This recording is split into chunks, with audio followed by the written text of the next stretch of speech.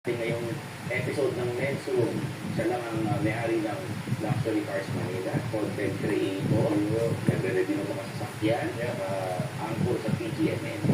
Ang dami, naswapang pala yan. Oo nga eh, bakit dami pera yan eh. Oo, kinuha niya lahat-lahat. Kaya talaga sila, yun sa kaya asawa niya sa pagluto.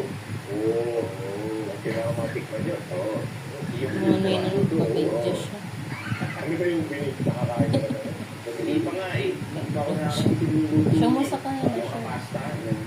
Si Ella San. Pero pala natin, mga kaibigan, live ako di si King. San.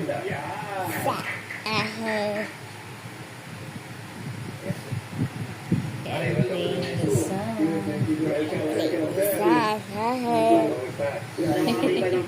Yung King mo na niyaya ko rin. Hindi ako nakitama rin.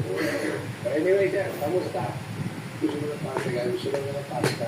Yung kilala akong yung pista. Hindi yung case pare. Paano yung mga pag-iara, Alam ko sila. mga pizza, sa community si Pinuanda, di ba? Hindi, yung sponsor ang pizza. O Samsung. O Sam Smile.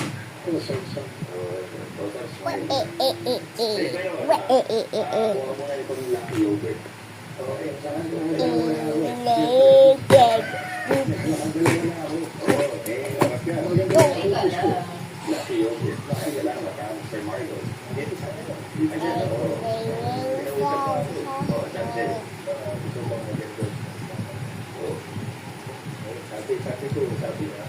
Sabi ko, siyempre, Yung dalawang anak ko, gusto mo tayo mag-isa. Amen. Hindi naman yung lipad.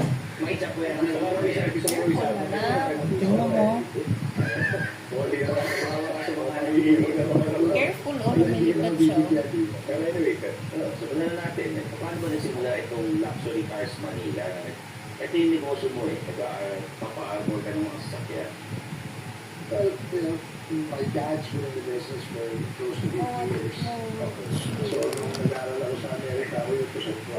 Nagpapabili ng kotse, nag-develop ako ng network. But, you know, after sometime back in 2010, I came home. So, yung career ko rin again. Mag-financial crisis. So, I was working forward back then. So, to come home, I had to start from scratch.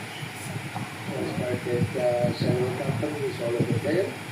Kaya nang pinagsalang ko, nag-ahit ko ng kotse. And that's where we actually did that. Pero totoo ba ito? Totoo ba? Mommy, when do we make your coffee? My first job was McDonald's. It was a line cook. Kasi pagkalit ka